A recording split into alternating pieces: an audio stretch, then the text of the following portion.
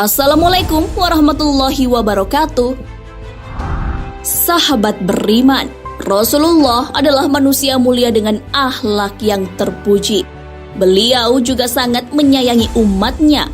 Sampai-sampai di hari akhir, beliau sibuk berdoa agar umatnya diselamatkan dari api neraka. Beliau juga pernah menangis mendengar pengakuan umatnya. Tangisan itu membuat malaikat lupa zikirnya dan mengguncang arsy. Bagaimana kisahnya? Mengapa Rasulullah menangis? Siapakah orang yang membuat Rasulullah menangis itu? Temukan jawabannya dengan menonton video ini hingga akhir. Rasulullah sedang bertawaf di Ka'bah. Saat itu beliau mendengar seseorang berucap, "Ya Karim, ya Karim." Orang itu lalu berhenti di salah satu sudut Ka'bah dan kembali berzikir, "Ya Karim, ya Karim." Rasulullah pun mengikuti zikir orang tersebut. Karena merasa diolok-olok, orang tersebut berhenti dan menengok ke belakang. Didapatinya seseorang yang belum pernah ditemuinya. Laki-laki itu gagah dan tampan, yang tak lain adalah Rasulullah SAW. Orang itu pun berkata kepada Nabi SAW, "Wahai orang tampan, apakah engkau memang sengaja memperolok-olokkanku? Karena aku ini adalah orang Arab Badui. Kalau bukan karena ketampananmu dan kegagahanmu, pasti engkau akan aku laporkan kepada kekasihku Muhammad Rasulullah." Mendengar hal itu, Rasulullah pun bertanya kepada orang itu tentang bisa tidaknya ia mengenali Nabi Muhammad SAW. Ternyata orang Arab itu belum pernah bertemu Rasulullah sehingga tidak mengenali beliau. Rasulullah lalu bertanya cara orang Arab itu mengimani Rasulnya. Orang tersebut pun menjawab, "Saya percaya dengan mantap atas kenabiannya, sekalipun saya belum pernah melihatnya, dan membenarkan sabdanya sekalipun saya belum pernah bertemu dengannya." Akhirnya Rasulullah mengaku kepada orang Arab itu bahwa ia adalah Nabi Muhammad SAW sekaligus penolong di akhirat. Mendengar hal itu, si orang Arab pun tercengang. Orang tersebut pun tunduk untuk mencium kaki Nabi. Namun Rasulullah menarik tubuh orang tersebut dan menjelaskan bahwa yang dilakukan orang Arab Badui itu seperti memperlakukan majikan. Rasulullah diutus bukan untuk menjadi seorang yang takabur, yang meminta dihormati atau diagungkan. Rasulullah diutus demi membawa berita gembira bagi orang yang beriman dan membawa berita menakutkan bagi yang mengingkarinya. Saat itu, malaikat Jibril pun turun dan mengabarkan bahwa orang Arab tersebut akan dihisap nanti di padang mahsyar. Sekecil apapun perbuatannya akan diadili. Oleh karena itu, orang Arab itu diminta untuk tidak terpesona dengan belas kasih Allah Subhanahu wa Ta'ala. Orang Arab itu pun berkata, "Demi keagungan serta kemuliaan Tuhan, jika Tuhan akan membuat perhitungan atas amalan hamba, maka hamba pun akan membuat perhitungan dengannya." Kata orang Arab Badui itu, "Apakah yang akan engkau perhitungkan dengan Tuhan?" Rasulullah bertanya kepadanya.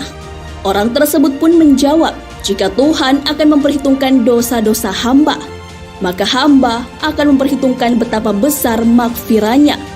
Jika dia menghitungkan kemaksiatan hamba, maka hamba akan memperhitungkan betapa luas pengampunannya.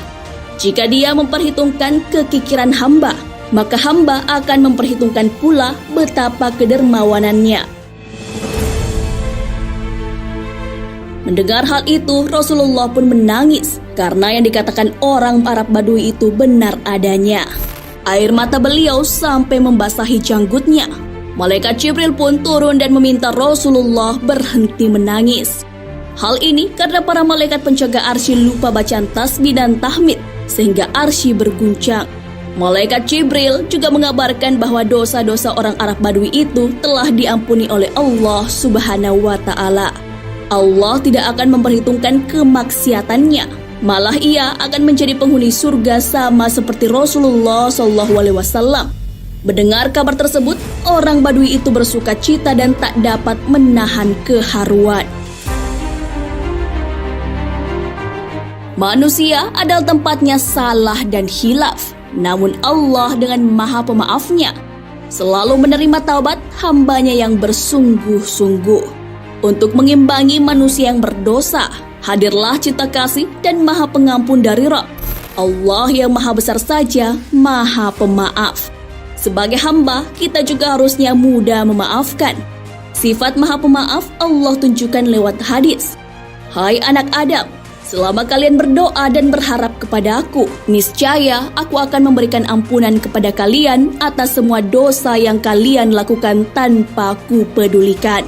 Hai anak Adam, seandainya dosa-dosamu mencapai ketinggian langit, kemudian kalian memohon ampun kepada Aku, niscaya Aku akan mengampuni semua dosa yang telah kalian lakukan tanpa Ku pedulikan. Hai anak Adam, seandainya kalian datang kepadaku dengan membawa dosa-dosa sepenuh bumi, kemudian kalian datang kepadaku tanpa mempersekutukan Aku dengan sesuatu apapun, niscaya Aku akan datang dengan membawa ampunan sepenuh bumi. Hadis riwayat At-Tirmizi.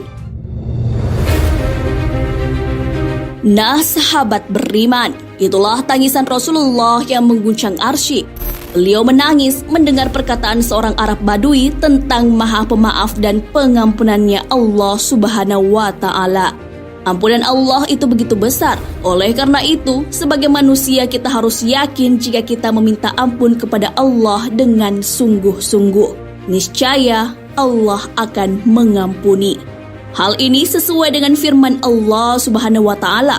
Dan barang siapa yang mengerjakan kejahatan dan menganiaya dirinya, kemudian ia mohon ampun kepada Allah, niscaya ia mendapati Allah Maha Pengampun lagi Maha Penyayang. Quran Surah An-Nisa ayat 110. Wallahu a'lam bissawab.